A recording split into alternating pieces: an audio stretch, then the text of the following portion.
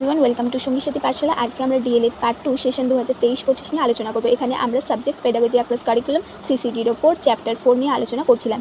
ইতিমধ্যে আমরা চ্যাপ্টার 4 থেকে 3টে পর্বে গুরুত্বপূর্ণ বেশ কিছু 2 ও 7 নম্বরের প্রশ্ন নিয়ে আলোচনা করেছি ইতিমধ্যে। আজকে আমাদের এই পর্বটা হচ্ছে লাস্ট পর্ব। এই পর্বটার পরে আমরা পুরোপুরি চ্যাপ্টার 4 শেষ করে ফেলব।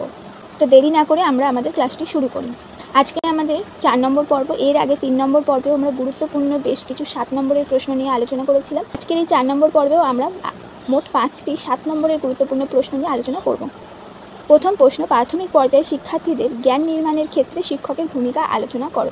প্রাথমিক পর্যায়ে অর্থাৎ ক্লাস 1 থেকে যদি ধরি, ক্লাস 1 থেকে 5-এর মধ্যে এই সময়কালে শিক্ষার্থীদের মধ্যে জ্ঞান গঠনের ক্ষেত্রে শিক্ষকের কী ভূমিকা থাকে? প্রাথমিক শিক্ষার ক্ষেত্রে শিক্ষার্থীর জ্ঞান নির্মাণের ক্ষেত্রে শিক্ষকের ভূমিকা কিন্তু অপরিহার্য। এই স্তরে শিক্ষক শ্রেণীকক্ষে এমন পরিবেশ সৃষ্টি করেন যাতে শিক্ষার্থীদের মনে কৌতূহল, আগ্রহ ও প্রশ্নের সঞ্চার ঘটে। শিক্ষক পরিবেশটাই এমন সৃষ্টি করবে যাতে শিক্ষার্থীরা শ্রেণীকক্ষে মনোযোগী হবে এবং শিক্ষা গ্রহণে তারা আগ্রহী হয়ে উঠবে। তাদের মনে কৌতূহল ও প্রশ্ন জিজ্ঞাসা করার প্রবণতা বাড়বে। 2, শিক্ষকদের পাঠদান কৌশলের উপর ভিত্তি করে শিক্ষার্থীদের মধ্যে শিক্ষণের বিষয়বস্তুর প্রতি মনোযোগ এককেন্দ্রিক হয়। শিক্ষক যত কৌশলগুলি ব্যবহার করবে, যত বিভিন্ন ধরনের বৈচিত্র্য রাখবে শিক্ষণ পাঠদানের মধ্যে, ততই বিষয়বস্তু শিক্ষার্থীর মনোযোগ বাড়বে এবং শিক্ষার্থী সেটি বুঝবে। 3, শিক্ষকের আচরণের প্রভাবে শিক্ষার্থীরা শ্রেণীকক্ষে সক্রিয় হয়ে ওঠে। শিক্ষককেই কিন্তু এমন আচরণ করতে হবে যাতে শিক্ষার্থীরা শ্রেণীকক্ষে সক্রিয়তা বৃদ্ধি পায়। 4, শিক্ষকেরা তাদের পাঠদান প্রক্রিয়া এমনভাবে উপস্থাপন করে যাতে শিক্ষার্থীদের মনের মধ্যে তাদের নিজস্ব প্রশ্নের উদ্ভব ঘটে। শিক্ষার্থীর সক্রিয়তা বৃদ্ধির জন্য শিক্ষক এমন কিছু পরিস্থিতি তৈরি করে যাতে শিক্ষার্থীরা সক্রিয়ভাবে পর্যবেক্ষণ, অনুসন্ধান, আবিষ্কারক হয়ে ওঠে এবং সমস্যা সমাধানের মাধ্যমে বিষয়বস্তু ব্যাখ্যাদানে সক্ষম হয়ে ওঠে। এমন ধরনের পরিস্থিতি তৈরি করে দেয় শিক্ষক শ্রেণীকক্ষের মধ্যে পাঠদান চলাকালীন অবস্থায়, যেখানে শিক্ষার্থীরা পর্যবেক্ষণ করবে এবং বিষয়টির প্রতি কৌতূহলী হয়ে অনুসন্ধান করবে এবং আবিষ্কারক হয়ে উঠবে। সমস্যাটি খুঁজে বার করে সমস্যার সমাধানে সচেষ্ট হবে এবং তারা ব্যাখ্যাদান করতেও শিখে যাবে। শেষ পয়েন্ট, এই পর্যায় থেকে শিক্ষার্থীরা বিভিন্ন সমস্যা নিয়ে ভাবনা চিন্তা করতে শিখে আলাপ আলোচনার মধ্যে দিয়ে সমস্যা সমাধানের প্রক্রিয়া খোঁজে এবং তার জন্য প্রয়োজনীয় কর্ম সম্পাদন করে। এই কাজগুলো শিক্ষকই করে থাকেন শ্রেণীকক্ষের মধ্যে ওই যে প্রাথমিক পর্যায়ে 1 থেকে 5 এই সময়কালে, যাতে শিক্ষার্থী তার জ্ঞান গ্রহণের জন্য বা নিজের জ্ঞান গঠন করার জন্য যে সমস্ত বিষয়গুলি খুব দরকার, কৌতূহল, আগ্রহ, সমস্যা সমাধান, পর্যবেক্ষণ, অনুসন্ধান, আবিষ্কারক হয়ে ওঠা, ব্যাখ্যাদান করতে পারে, এই সকল গুণগুলো নিজের মধ্যে আয়ত্ত করতে পারে। এর পরের প্রশ্ন, শ্রেণীকক্ষে সমন্বিত শিক্ষণ প্রয়োগের ক্ষেত্রে কোন কোন বিষয়গুলির উপর গুরুত্ব দিতে হয়? শ্রেণীকক্ষে সমন্বিত শিক্ষণ প্রয়োগের ক্ষেত্রে যে বিষয়গুলি গুরুত্ব দিতে হয় তা হলো: 1, শ্রেণীকক্ষে সমন্বিত শিক্ষণ প্রয়োগের ক্ষেত্রে শিক্ষকদের যৌথ উদ্যোগ ও সহযোগিতা একান্ত কাম্য। নির্দেশদানকারীরা যদি একত্রিতভাবে বিভিন্ন পাঠ্যক্রম, কার্যক্রম পরিকল্পনা, পাঠ্যক্রমের বিকাশ, পাঠ সহায়ক সম্পদ সংগ্রহ, সেগুলি দিয়ে বিচারকরণের সহযোগী প্রয়োগ করলে সমন্বিত শিক্ষণ সফল হবে। সমন্বিত শিক্ষণ যখন অনেকগুলি বিষয়কে একসাথে একত্রিত করে একটি বিষয়ের মধ্যে অন্তর্ভুক্ত করে পাঠদানের প্রয়াস করছি, যাতে শিক্ষার্থীদের কম সময়ের মধ্যে বেশি জ্ঞান লাভ করতে পারে, তার জন্য তখন সেই সমন্বিত শিক্ষণকে সফল করতে হলে শিক্ষকদের নিজেদের মধ্যে একতা খুব দরকার। একে অপরকে সহযোগিতা করলে বিভিন্ন বিষয়গুলো একে অপরকে সাহায্য করার মাধ্যমে একটি উৎকৃষ্ট মানের পাঠ্যক্রম, পাঠ পরিকল্পনা তৈরি করা সম্ভব। সেই সাথে নিজেদের মধ্যে সহায়ক ভূমিকা থাকলে তবেই একে অপরের সাথে আলোচনার মধ্যে দিয়ে একটা উৎকৃষ্ট শিক্ষা সহায়ক উপাদান আমরা তৈরি করতে পারবো, যা শ্রেণীকক্ষে সমন্বিত শিক্ষণ প্রয়োগের সময় ব্যবহার করলে শিক্ষার্থীরা শিক্ষণটি বা কার্যক্রমটি ভালোভাবে বুঝতে পারবে। 2, এই ধরনের শিক্ষণ পরিচালনার ক্ষেত্রে নতুন ধরনের শিক্ষা উপকরণ নির্মাণ করতে হয়। অনেক সময় পারিপার্শ্বিক পরিবেশ ও সমাজ থেকে উদাহরণ সংগ্রহ করতে হয়, সেগুলির প্রতি সজাগ দৃষ্টি রেখে উপস্থাপন করতে হবে।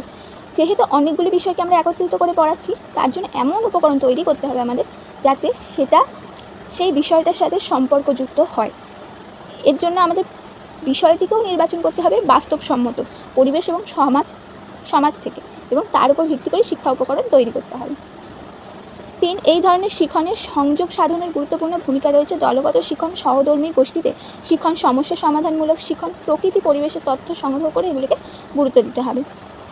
এই ধরনের শিক্ষণে কী হয় যে আমরা একসাথে কাজ করলে কাজটা সহজ হয়। আমরা যেহেতু বাস্তব ভিত্তিক জ্ঞানের ওপর কাজ করব, তখন আমাদেরকে চারপাশের পরিবেশ, সমস্যা সমাধান, কী সমস্যা ঘটছে আমাদের আশেপাশে সেগুলোকে তুলে ধরে তার উপর তথ্য সংগ্রহ করে সেই সমস্যা সমাধানের দিকে গুরুত্ব আরোপ করতে হবে। পরের পয়েন্ট হচ্ছে সমন্বিত শিক্ষণকে সফল করতে হলে প্রাতিষ্ঠানিক সহযোগিতা অত্যন্ত গুরুত্বপূর্ণ। এই জন্য প্রয়োজনীয় পরিকল্পনা গ্রহণ, পাঠ্যক্রম নির্মাণ, বিভিন্ন বিষয় শিক্ষকদের সহযোগিতা প্রয়োজন। কার্যক্রম, সহপাঠক্রমিক কার্যক্রমকে অংশগ্রহণ করা প্রয়োজন। সমন্বিত শিক্ষণকে সফল করতে হলে অবশ্যই যে প্রতিষ্ঠানে আমরা এই সমন্বিত শিক্ষণটি প্রয়োগ করব, অর্থাৎ আমাদের সাধারণ বিদ্যালয়, সেখানে যারা কাজ করে আমাদের সহযোগী শিক্ষক শিক্ষিকা, শিক্ষা সহায়ক ব্যক্তিবর্গ, তাদের সহযোগিতা অত্যন্ত গুরুত্বপূর্ণ। কারণ আমরা একটি বাস্তব ভিত্তিক পরিস্থিতির উপর ভিত্তি করে অন্যান্য বিষয়গুলির জ্ঞানকে একত্রিত করে শিক্ষার্থীর সামনে উপস্থাপন করার প্রয়াস করছি। এর জন্য অবশ্যই সকলের সহযোগিতা প্রয়োজন। পরের পয়েন্ট, সমন্বিত শিক্ষণকে সফল করতে হলে শিক্ষকের নিজস্ব দক্ষতা অত্যন্ত প্রয়োজন। বিষয়বস্তু সম্পর্কে তার ধারণা, তার জন্য প্রয়োজনীয় পাঠ্যটিকা উপকরণ প্রস্তুতির দিকে বিশেষ নজর রাখতে হবে। যে শিক্ষকের নিজস্ব যে বিষয়টি সে পড়াচ্ছে বা যে বিষয়গুলিকে একত্রিত করে সে পড়াচ্ছে, সেই বিষয়গুলির উপর তার যত বেশি দক্ষতা থাকবে, তত বেশি সুস্পষ্ট ও সরলভাবে সে পাঠদান করতে পারবে, তত সুন্দরভাবে সে শ্রেণীকক্ষে শিক্ষার্থীদের সামনে বিষয়টিকে উপস্থাপন করতে পারবে এবং সেই রকমই সে সুন্দর একটি পাঠ্যটিকা তৈরি করবে, পাঠ উপকরণ বানাবে এবং সেটিকে শিক্ষার্থীদের সামনে উপস্থাপন করবে এবং তার দক্ষতার উপর ভিত্তি করে সে পাঠে কী ধরনের কৌশল, কী ধরনের পদ্ধতি ব্যবহার করবে সেগুলো নির্বাচন করবে। এর প্রভাবেই সেই শিক্ষণটি সফলতা পাবে। এরপর 28 নম্বর প্রশ্ন, অনুসন্ধানমূলক শিক্ষণের মূল সূত্রসমূহ আলোচনা করো, বা অনুসন্ধানমূলক শিক্ষণকে কার্যকারী করে তুলতে কোন কোন দিকের ওপর লক্ষ্য রাখতে হবে। অনুসন্ধানমূলক শিক্ষণকে কার্যকারী করে তুলতে বিশেষ দিকগুলি গুরুত্বপূর্ণ। 1, এই ধরনের শিক্ষণ প্রক্রিয়ায় শিক্ষার্থীর মধ্যে প্রশ্ন করার তাগিদ তৈরি করতে হবে এবং তারা নিজেদের আগ্রহে প্রশ্ন তৈরি করতে উৎসাহিত হবে। শিক্ষার্থীর প্রশ্নকরণে উৎসাহিত করার প্রয়াস করতে হবে। অনুসন্ধানমূলক শিক্ষণ প্রক্রিয়ায় প্রশ্ন উত্তর দেওয়ার জন্য সমস্ত সহযোগী উপকরণ যা যা দরকার তারা শিক্ষার্থীরা নিজেরাই নির্বাচন করে। শিক্ষার্থীরা সংগৃহীত প্রমাণগুলি প্রয়োজনে ব্যাখ্যাদান করতে শেখে। 3, অনুসন্ধানমূলক প্রক্রিয়া প্রাপ্ত জ্ঞানের সঙ্গে ব্যাখ্যাগুলিকে শিক্ষার্থীরা যুক্ত করে সমস্যা সমাধানের পথ খুঁজে বার করে। এবং লাস্ট পয়েন্ট, এই প্রক্রিয়ার মাধ্যমে শিক্ষার্থীদের মধ্যে সমস্যা সমাধানের যুক্তিবোধ ব্যাখ্যা গড়ে ওঠে এবং তাদের মতামত গঠন করার কৌশল গড়ে ওঠে। অনুসন্ধান পদ্ধতি হচ্ছে আমাদেরকে কোনো একটি সমস্যা দেওয়া হচ্ছে, সমস্যার কারণ অনুসন্ধানের মাধ্যমে আমরা তাকে সমাধান করব। তার জন্য আমাদের কি সমস্যাটার মূল কারণগুলো খুঁজে বার করতে হবে, সেই কারণের জন্য কি কি সম্ভাব্য দিক আছে সমাধানের সেগুলো খুঁজে বার করতে হবে এবং সব দিক বিচার বিবেচনা করে আমাদের যুক্তি প্রমাণ সব কিছু সংগ্রহ করতে হবে এবং সর্বশেষে সেই সকল কিছুর উপর ভিত্তি করে সমাধানের পথ তৈরি করতে হবে। এইভাবে অনুসন্ধানমূলক শিক্ষণ কার্যকারী করে তুলতে আমরা পারি। এর ফলে শিক্ষার্থীদের মধ্যে প্রশ্ন করার তাগিদ গড়ে উঠবে, আগ্রহ গড়ে উঠবে, প্রয়োজনীয় বিচক্ষণতা গড়ে উঠবে তাদের মধ্যে, প্রমাণ সংগ্রহ কীভাবে করতে হয় তারা দেখবে, সমস্যার কীভাবে সমাধান করতে হয় সেই সমস্ত গুণগুলো তাদের মধ্যে গড়ে উঠবে, যুক্তিবোধ কী, ব্যাখ্যাদান কী সেগুলো তাদের মধ্যে গড়ে উঠবে। নম্বর প্রশ্ন, শিক্ষার্থীদের মধ্যে চিন্তন বিকাশ বা সৃজনশীল চিন্তন বিকাশের জন্য শিক্ষকের ভূমিকা উল্লেখ করো। খুব গুরুত্বপূর্ণ একটি প্রশ্ন। শিক্ষার্থীদের মধ্যে চিন্তন বিকাশ বা সৃজনশীল চিন্তনের বিকাশের জন্য শিক্ষকের ভূমিকা উল্লেখযোগ্য। 1, শ্রেণীকক্ষে শিক্ষককে এমন প্রক্রিয়ায় পাঠ উপস্থাপন করবে যাতে শিক্ষার্থীদের মধ্যে বিষয় সম্পর্কে আগ্রহ কৌতূহল সঞ্চার ঘটে, তাদের জানার ইচ্ছে আরও আগ্রহ বিকশিত হয়। যদি আমরা কোনো একটি বিষয় শিক্ষার্থীদের সামনে তুলে ধরি, সেটা শোনার পরে জানার পরে শিক্ষার্থীর তার প্রতি আরও জানার ইচ্ছা তৈরি হলো। 2, শিক্ষার্থীর মধ্যে অনুসন্ধানমূলক চিন্তন বিকাশের জন্য শ্রেণীকক্ষে আবিষ্কার পদ্ধতি, সমস্যা সমাধান পদ্ধতি, অনুসন্ধান পদ্ধতি অনুসরণের মধ্যে দিয়ে পাঠ প্রক্রিয়া এগিয়ে নিয়ে চললে শিক্ষার্থীদের মধ্যে আগ্রহ ও সমস্যা সমাধানের কৌশল বিকশিত হয়, যা তাদের চিন্তন প্রক্রিয়াকে বিকশিত করে। 3, শিক্ষার্থী সৃজনশীল চিন্তাধারা উৎসাহিত করার জন্য তাকে সৃজনশীল লেখা, বিভিন্ন সৃষ্টিশীল প্রতিযোগিতা আয়োজন করা, বিভিন্ন সৃজনশীল কার্যক্রমকে পাঠ্যক্রমের সঙ্গে অংশীভূত করার মধ্যে দিয়ে তাদের মধ্যে সৃজনশীল চিন্তার বিকাশ সফল হয়ে ওঠে। আমরা দেখবে ক্লাস 3 থেকে বিভিন্ন ছোট ছোট রচনা লিখতে শেখাই শিক্ষার্থীদের। এটা যখন ক্লাস 11-12 যায় পরিধি, বিষয়গত ধ্যান ধারণা আরও বিস্তৃত হয়। তো এর মধ্যে দিয়ে শিক্ষার্থীর কী হয়, নিজস্ব যে মনোভাব সেটাকে কীভাবে লেখার মাধ্যমে ফুটিয়ে তুলব সেই ভাবনাগুলো আসে। সেই সাথে অঙ্কন প্রতিযোগিতা, কবিতা লেখা প্রতিযোগিতা, সৃজনশীল গল্প লেখার প্রতিযোগিতা, এগুলো থাকলে তাদের মধ্যে সৃজনশীলতার বিকাশ ঘটতে পারে এবং সৃজনশীল চিন্তাধারার বিকাশ ঘটবে। পরের পয়েন্ট, শ্রেণীকক্ষে পরিবেশ যদি সৃজনশীলতার ছোঁয়া থাকে তাহলে শিক্ষার্থীদের মধ্যে গঠনমূলক সৃজনশীল চিন্তাধারা বিকাশ ঘটে। বিদ্যালয়ের প্রাঙ্গণে ও শ্রেণীকক্ষে প্রকৃতির ছোঁয়া, বিভিন্ন মনীষী ও প্রাকৃতিক পরিবেশের ছবি, মনীষীদের উক্তি, তাদের জীবনের গল্প যদি লিপিবদ্ধ ও চিত্রায়নের মাধ্যমে ফুটিয়ে তোলা যায় তাহলেও তাদের মধ্যে চিন্তন বিকাশ সফল হয়।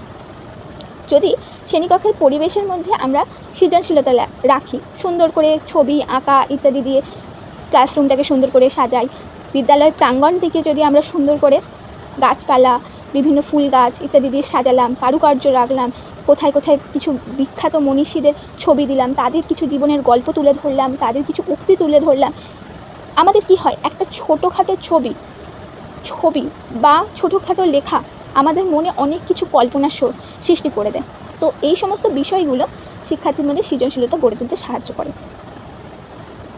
লাস্ট পয়েন্ট, সৃজনশীল চিন্তার বিকাশের জন্য অন্যতম প্রধান কার্যক্রম হলো শিক্ষার্থীদের মধ্যে পারস্পরিক মিথস্ক্রিয়া, যার জন্য বিভিন্ন সমালোচনামূলক প্রতিযোগিতা আয়োজন, ব্রেইনস্টর্মিং, স্কুল ম্যাগাজিনের জন্য কবিতা, প্রবন্ধ, গল্প রচনা, স্কুলের বিভিন্ন অনুষ্ঠানে সাজসজ্জার আয়োজনে শিক্ষার্থীদের অংশগ্রহণে উৎসাহ দান মধ্যে দিয়ে তাদের মধ্যে সৃজনশীল চিন্তার বিকাশ করতে থাকে।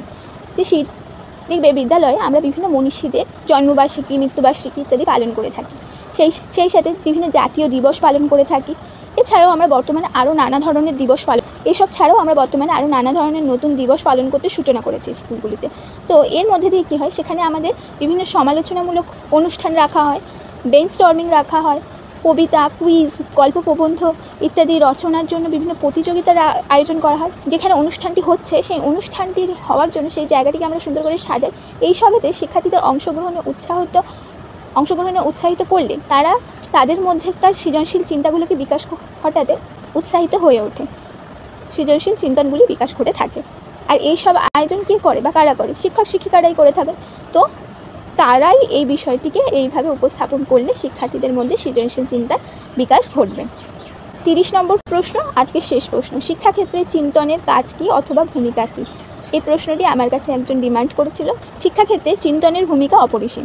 চিন্তনের বিকাশের মধ্যে দিয়ে শিক্ষার্থী নিজের ব্যক্তিত্ব গঠন, নিজের জ্ঞান বৃদ্ধি করতে, দক্ষতা বৃদ্ধি করতে সক্ষম হয়। এর প্রধান ক্ষেত্রগুলি হলো জ্ঞান অর্জনের সহায়ক। চিন্তনের মধ্যে দিয়ে শিক্ষার্থী কেবলমাত্র কোনো একটি বিষয়কে মুখস্থ করার বদলে সেই বিষয়টি সম্পর্কে চিন্তাভাবনার মধ্যে দিয়ে বিষয়টির অন্তর্নিহিত মূল ভাবটি বুঝতে শেখে এবং সেটির মধ্যে দিয়ে জ্ঞানকে নিজের জীবনে প্রয়োগ করতে শেখে। 2, সমস্যা সমাধানের দক্ষতা। শিক্ষার্থী তার নিজস্ব চিন্তন ক্ষমতার মাধ্যমে যে কোনো সমস্যার সমাধানের পথ খুঁজতে সক্ষম হয় এবং জীবনের পথে এগিয়ে চলতে পারদর্শী হয়ে ওঠে। 3, যুক্তিবোধের বিকাশ। চিন্তন ক্ষমতার মধ্যে দিয়েই শিক্ষার্থীর মধ্যে যুক্তিবোধ গড়ে তুলতে সক্ষম হয়, সব কিছু বিচার বিশ্লেষণ করে দেখার ক্ষমতা তার মধ্যে গড়ে ওঠে। 4 হচ্ছে অভিজ্ঞতার সংগঠন। কোন পরিস্থিতি থেকে অভিজ্ঞতা সংগঠনের জন্য চিন্তন বিশেষভাবে গুরুত্বপূর্ণ। কোনো পরিস্থিতিতে কী ঘটছে এবং সেই পরিস্থিতিতে আমাদের কী ধরনের প্রতিক্রিয়া প্রয়োজন এবং সেই প্রতিক্রিয়ার ফলস্বরূপ আমাদের সম্মুখে উপস্থিত হবে বা সেই সব কিছু চিন্তনের মাধ্যমে আমরা অভিজ্ঞতায় পরিণত করি এবং চিন্তনের মাধ্যমেই আমরা কিন্তু কোনো কাজ করে থাকি। 5, ব্যক্তিত্বের গঠনের সহায়ক। চিন্তনের মধ্যে দিয়ে ব্যক্তি নিজের যুক্তি, জ্ঞান, বোধ, নৈতিকতা সব কিছু কাজে লাগিয়ে নিজের কর্ম ও বাক্য স্থির করে এবং তার মধ্যে দিয়ে তার ব্যক্তিত্ব প্রকাশিত হয়। পরের পয়েন্ট, সমালোচনা ও সহযোগিতার ভাবমূর্তি গঠন। চিন্তনের মধ্যে দিয়ে আমাদের মধ্যে যুক্তি, বিচারশীলতার সমালোচনা, অন্যের প্রতি সহমর্মিতা, সহযোগিতার ভাবমূর্তি উদয় হয়ে থাকে। এবং লাস্ট পয়েন্ট, সৃজনশীল মানসিকতা। চিন্তন প্রক্রিয়ার মধ্যে দিয়ে মানুষের মধ্যে সৃজনশীলতার বিকাশ ঘটে থাকে। তার মধ্যে কৌতূহল, আগ্রহ, কোনো কিছু শেখা ও জানার ইচ্ছা জাগে, নতুন সৃজনশীল সৃষ্টিতে উৎসাহিত হয়ে ওঠে ও অন্যকে উৎসাহিত করতে শেখে। এই ছিল তোমাদের গুরুত্বপূর্ণ 5টা 7 নম্বরের প্রশ্ন এই চ্যাপ্টার থেকে। এই চ্যাপ্টারটি আজকে এখানে আমরা এন্ড করলাম। এর পরের দিন আমরা নেক্সট চ্যাপ্টার শুরু করব।